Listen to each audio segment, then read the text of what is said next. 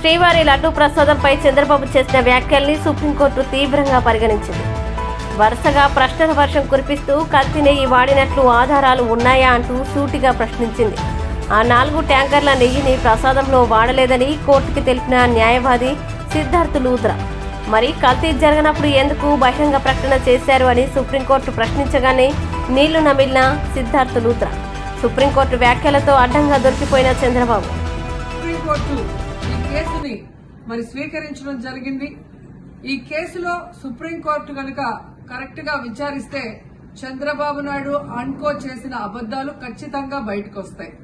ఎందుకంటే మీరే చూశారు, చంద్రబాబు నాయుడు లాంటి వాళ్ళు ఒక సీఎం స్థాయిలో ఉండి తప్పు జరిగిందా లేదా అని విచారణ చేయకుండా, ఎటువంటి సాక్ష్యాధారాలు లేకుండా కేవలం జగన్మోహన్ రెడ్డి గారిని టార్గెట్ చేయాలి, ఆయన మీద నింద వేయాలి, ఆయన్ని హిందువులకి దూరం చేయాలన్న ఒక దురుద్దేశంతోనే ఈ యొక్క కామెంట్ చేశాడు అనేది స్పష్టం కాబోతుంది.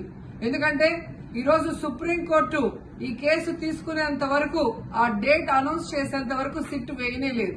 అంటే ఉన్నత స్థాయి విచారణ ఎక్కొట్టాలి, ఉన్నత స్థాయి విచారణ జరిగితే తాను చెప్పిన అబద్దం బయటపడుతుందన్న భయంతో సిట్ ని హడావిడిగా ఏర్పాటు చేయడం మనందరం కూడా గమనించాలి.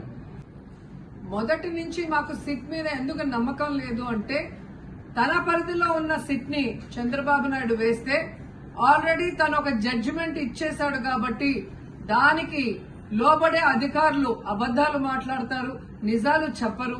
ఎందుకంటే ఈరోజు సిట్ లో వేసిన అధికారి అడిషనల్ డీజీ, ఆయన కన్నా పెద్ద ర్యాంక్ లో ఉన్న టీటీడీ ఈఓ, ఐఏఎస్ ఆఫీసరు మొదట మాట్లాడిన స్టేట్మెంట్ కి చంద్రబాబు నాయుడు గారు అబద్దం చెప్పిన స్టేట్మెంట్ తర్వాత మాట్లాడిన దానికి తేడా చూస్తేనే ఈ సిట్ అనేది సిట్ అండ్ స్టాండ్ కి తప్ప దేనికి పనికిరాదనేది అర్థమైంది.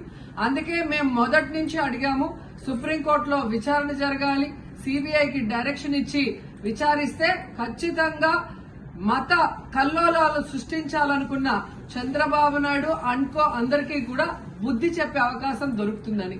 సో ఈరోజు విచారణ స్టార్ట్ అయింది. దీన్ని సిబిఐకి అప్పచెప్పి సిట్టింగ్ జడ్జి పర్యవేక్షణలో విచారణ జరిగితే ఖచ్చితంగా హిందువుల మనోభిప్రాయాల్ని గౌరవించిన వాళ్ళం అవుతాం, పునరుద్ధరించిన వాళ్ళం అవుతాం. లేకపోతే చంద్రబాబు నాయుడు వేసిన ఈ నింద పవిత్రమైన లడ్డూని తినాలా వద్దా, దీంట్లో కలిసిందా లేదా అన్న అనుమానంతోనే భక్తులందరూ కూడా ఈరోజు లడ్డూ తినకుండా వెళ్లిపోతుంటే ఒక తిరుపతి అమ్మాయిగా చాలా బాధేస్తుంది. ఈ రోజే అలగర్ కోయిల్ మదురై దగ్గర దక్షిణ తిరుమల చాలా పవిత్రమైన టెంపుల్, ఇక్కడ భగవంతుడిని కోరుకున్నాను. ఖచ్చితంగా సుప్రీంకోర్టు ఇన్వాల్వ్ అయి ఈ కేసుని విచారించాలి. తప్పు చేసిన వాళ్ళని, అలాగే అంటే తప్పుడు స్టేట్మెంట్ ఇచ్చిన వాళ్ళందరూ ఎంత పెద్ద పొజిషన్ లో ఉన్నా కూడా వాళ్ళని శిక్షించాలి అని భగవంతుడిని కోరుకున్నాను, సుప్రీంకోర్టుని కోరుకుంటున్నాను.